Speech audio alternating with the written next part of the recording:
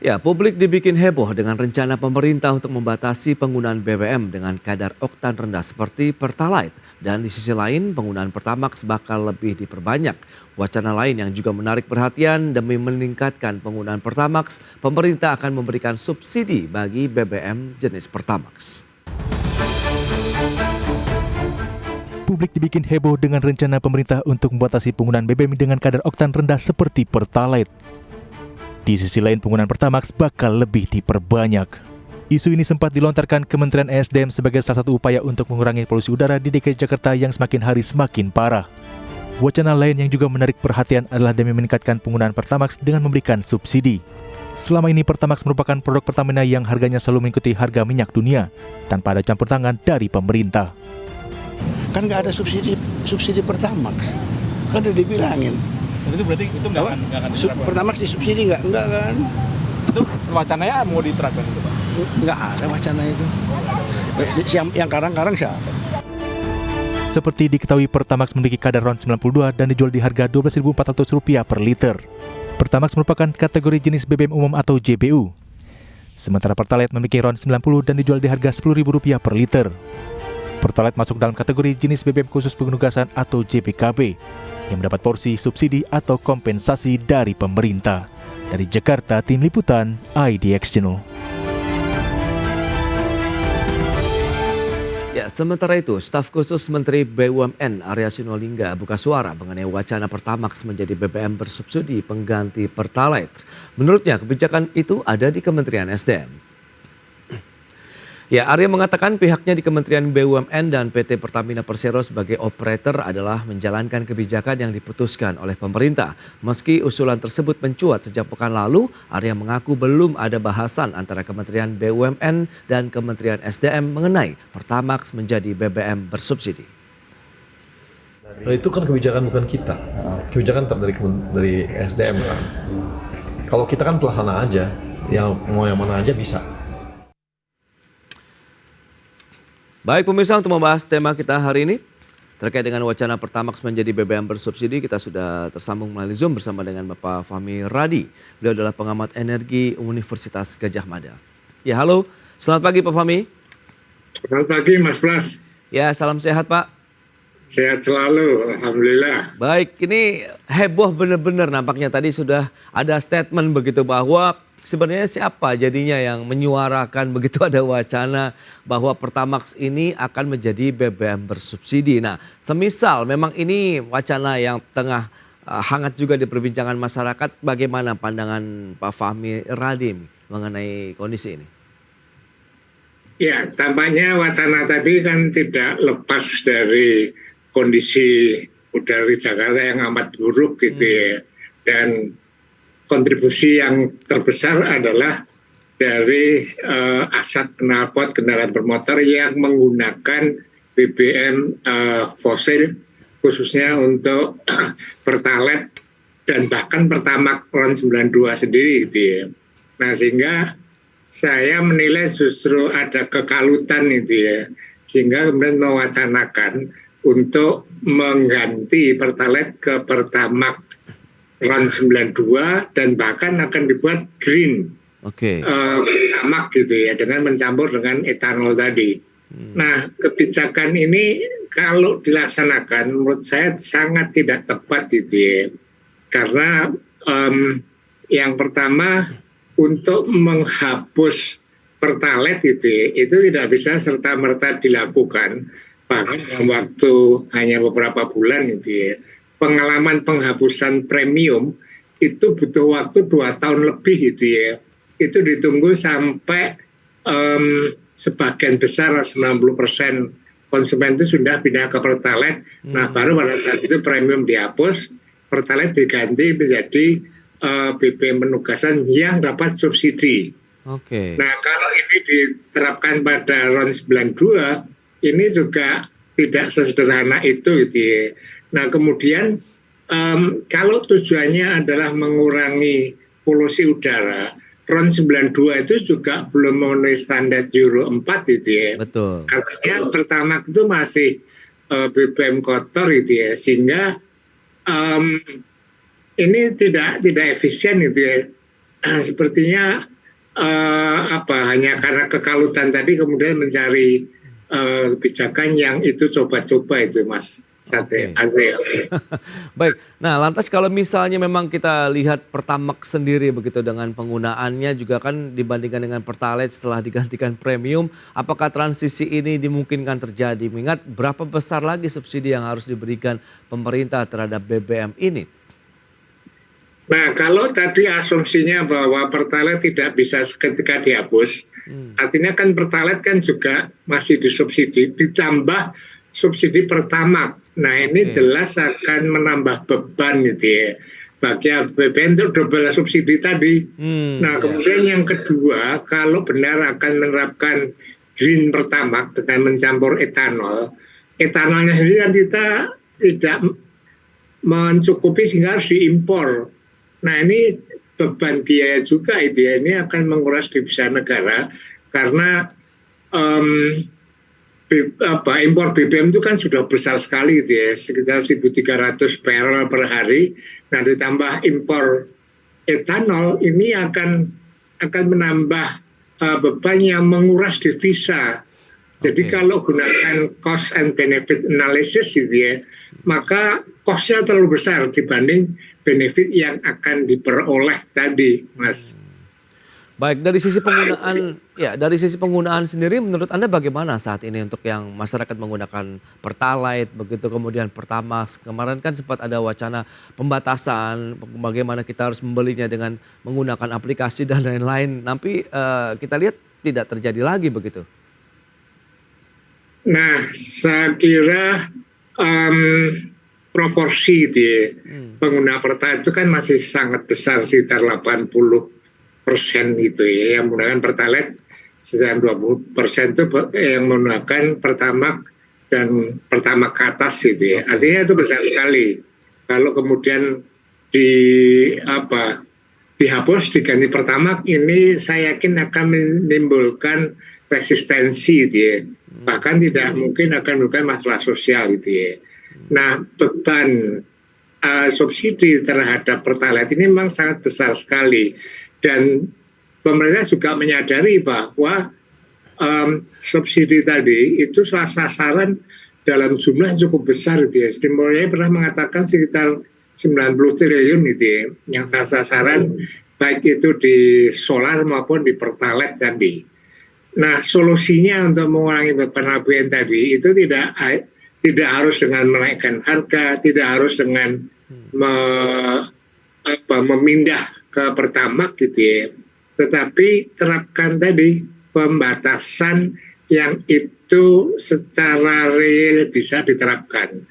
Kalau Pertamina sebelumnya mewacanakan menggunakan My Pertamina, ini juga sangat tidak realistis gitu ya, karena kan My Pertamina itu kan berbasis pada aplikasi dan tidak semua konsumen itu punya gadget untuk bisa menggunakan aplikasi tadi. Kemudian juga tidak semua SPBU di daerah terpencil misalnya, itu akan kesulitan untuk mengakses internet padahal itu dibutuhkan. Jadi wacana-wacana pembatasan itu menurut saya sangat tidak masuk akal dan tidak bisa diterapkan gitu ya. Nah, saya usulkan itu lebih baik dengan cara sederhana, tetapkan saja dalam Perpres 196 kalau tidak salah itu ya, bahwa yang boleh menggunakan Pertalite dan solar adalah sepeda motor dan angkutan orang dan barang. Itu jauh lebih mudah diterapkannya itu, Mas Pras. Oke. Nah, kalau dilihat dengan kondisi nanti di lapangan begitu, respon dan kesiapan masyarakat sendiri bagaimana kalau memang itu nanti ada upaya pemberian subsidi bagi Pertamax? Apakah ini akan memberikan justru keuntungan bagi masyarakat begitu, dalam artian mereka bisa mendapatkan BBM yang bersih begitu kemudian dibandingkan dengan Pertalite, meskipun pasti ada perbedaan harga di situ, Pak Fahmi? Nah, dari segi subsidi, kalau tadi asumsinya bahwa Pertalite diganti, artinya Pertalite di stop gitu ya. Memang alokasi subsidi dari Pertalite bisa dipindah ke Pertamax gitu ya. Nah, tetapi tadi di lapangan saya kira ini saya khawatir akan menimbulkan resistensi gitu ya. Karena apa? Karena pengguna atau konsumen Pertalite itu kan proporsinya kan masih sekitar 80% gitu ya. Oke. Kalau kemudian tiba-tiba di stop begitu saja, itu akan menimbulkan protes gitu ya. Apalagi dipaksa untuk ke Pertamax, meskipun disubsidi saya kira harga Pertamax akan lebih mahal dibanding dengan Pertalite gitu ya. Ini kan berarti kan kenaikan juga. Itu yang saya maksud akan terjadi perlawanan dari konsumen tadi gitu ya. Jadi menurut saya itu tidak tepat kalau misalnya mau mengganti Pertalite ke Pertamax itu butuh proses gitu ya. Pengalaman premium itu butuh waktu 2 tahun baru kemudian diputuskan untuk dipindah ke Pertamax, dan Pertamax dijadikan BBM penugasan yang memperoleh subsidi. Itu seperti itu Mas Pras. Oke, itu mekanisme yang jauh berbeda ya misalnya dengan Pertalite kemarin begitu. Tapi kalau kita lihat dengan energi hijau, green energy yang tengah digaungkan oleh pemerintah sendiri, bagaimana Anda melihat? Apakah juga kita masih butuh waktu yang lebih panjang lagi sementara kita harus tetap mengkonsumsi nih BBM fosil ini? Nah, kalau tadi perpindahan dari Pertalite ke Pertamax RON 92, dari RON 90 ke RON 92, Pertamax sendiri itu belum memenuhi standar Euro 4, artinya dia masih energi kotor gitu ya. Yang sudah memenuhi Euro 4 tadi, itu ya Pertamax Turbo, Pertamax Deck. Betul. Itu RON 96 itu. Nah, kalau tujuannya itu ya, kalau tujuannya akan menjadikan BBM yang bersih lingkungan, maka yang diberikan subsidi itu RON 95 tadi, 9596 gitu ya. Itu seperti yang dilakukan di Malaysia. Itu yang tertinggi itu diberikan subsidi sehingga konsumen dengan sukarela dia menggunakan RON yang lebih tinggi dan kualitasnya bagi mesin itu juga lebih bagus gitu ya, sehingga tanpa dipaksa pun mereka akan menggunakan RON yang lebih tinggi gitu. Oke, tapi masyarakatnya siap nggak misalnya nanti kita mencoba mencontohkan Malaysia saja misalnya begitu, bahwa memang justru Pertamax Turbo ini yang mungkin ataupun setara begitu dengan RON 9495 yang akan disubsidi. Nah, maksud saya daripada memberikan subsidi pada RON 92 yang tidak mempunyai dampak terhadap polusi udara, maka lebih baik itu yang diberikan subsidi adalah RON 95 Pertamax Turbo gitu ya. Nah, tetapi rakyat sebagai konsumen itu tetap diberikan pilihan. Artinya di sini masih tetap ada Pertalite, kemudian ada Pertamax, ada RON 95 tadi atau Pertamax Turbo, sehingga konsumen dipersilakan dengan pilihan-pilihan tadi. Nah, bagi konsumen yang menengah ke atas gitu ya, atau sudah ada awareness, kesadaran tentang pentingnya kebersihan lingkungan, maka mereka akan memilih menggunakan RON 95 tadi. Jadi biarkan mekanisme pasar gitu ya, biarkan konsumen yang memilih, sementara pemerintah masih tetap memberikan pilihan-pilihan tadi. Tetap ada Pertalite, ada Pertamax, kemudian ada Pertamax Turbo misalnya. Itu seperti itu Mas Pras. Baik. Jadi dibandingkan dengan mungkin wacana yang tengah bergulir di masyarakat begitu, bahwa nanti Pertamax akan menjadi BBM bersubsidi, solusi apa yang mungkin sebaiknya bisa diberikan selain kita juga menjaga lingkungan kita dari polusi udara, kita bahas nanti di segmen berikutnya. Pak Fahmi, kita akan jeda dulu sebentar, dan pemirsa kami akan segera kembali sesaat lagi.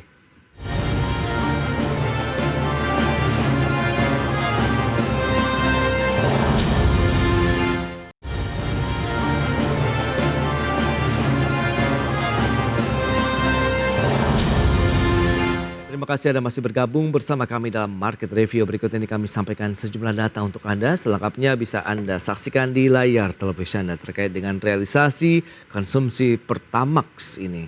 Dari tahun 2020, 2021 sampai dengan 2022 kita lihat Ya, memang perkembangannya terus mengalami kenaikan begitu ya penggunaannya dari 4,1 juta kiloliter di tahun 2020 kemudian naik 5,7 kiloliter dan di tahun lalu 5,8 juta kiloliter untuk konsumsi Pertamax.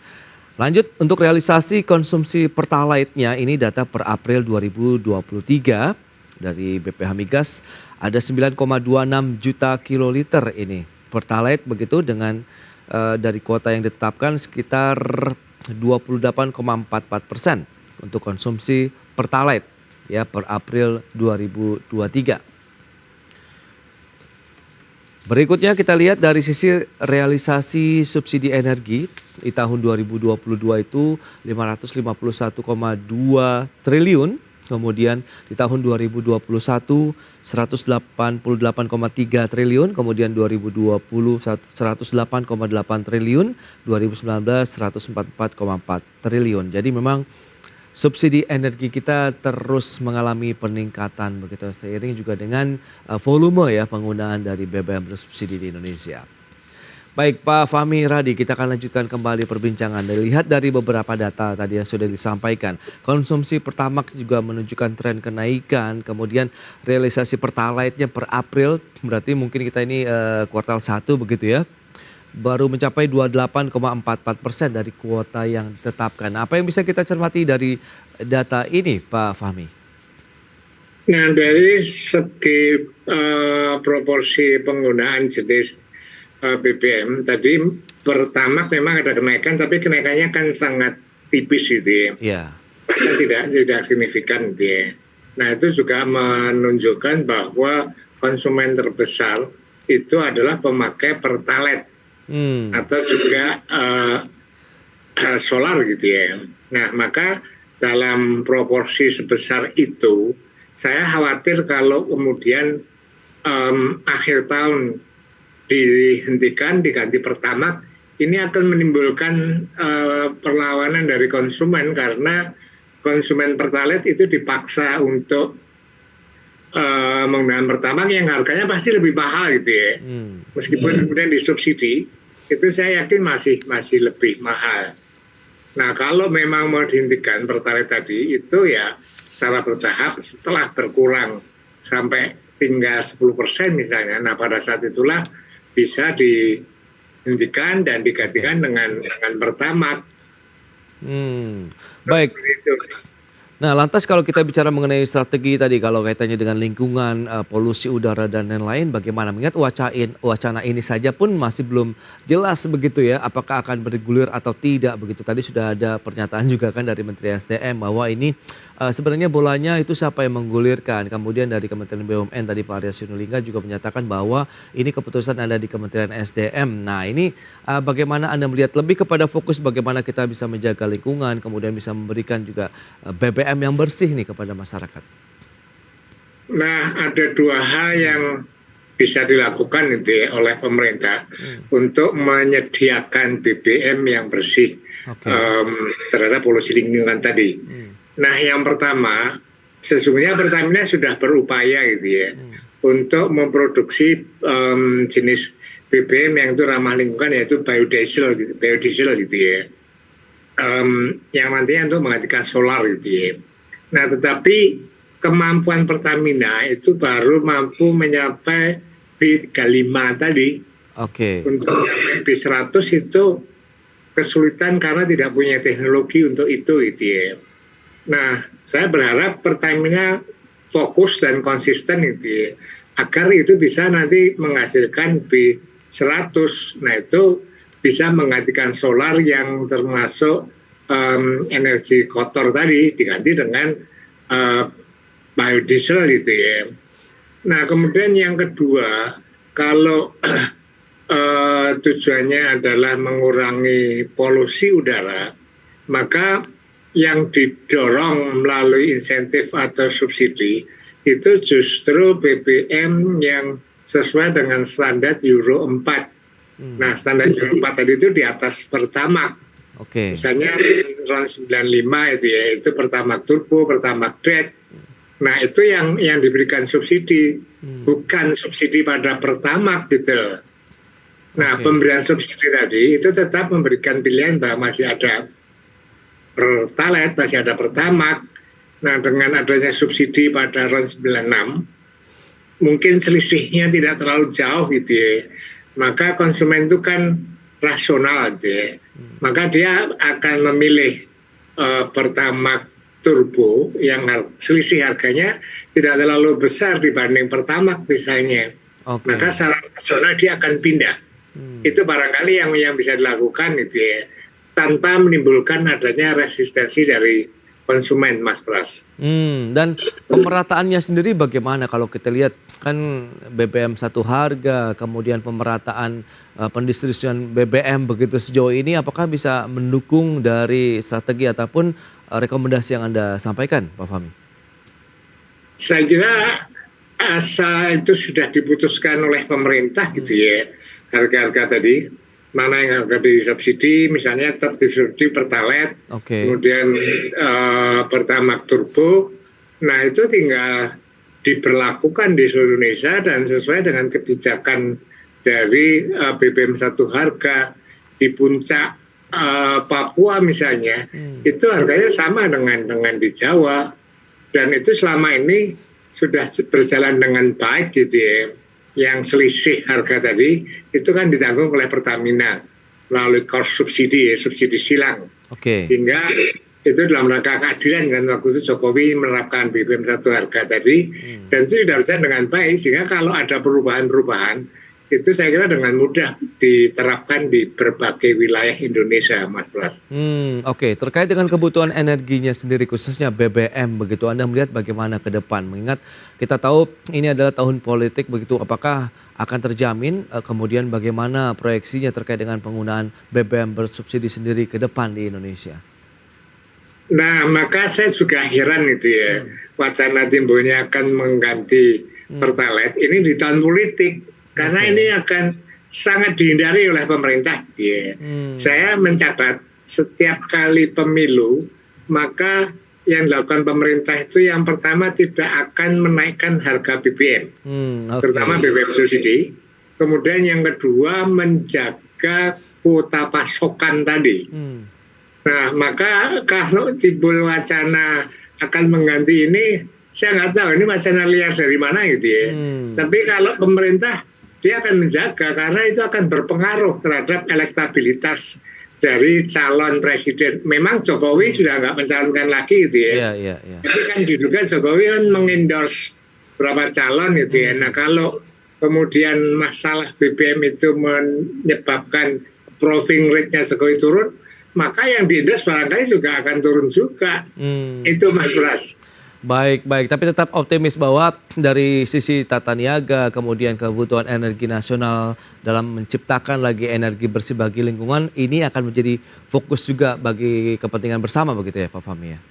Iya betul sekali, dan ini juga upaya jangka panjang gitu ya. Tadi misalnya Pertamina sudah menghasilkan B35, teruskan sampai B100.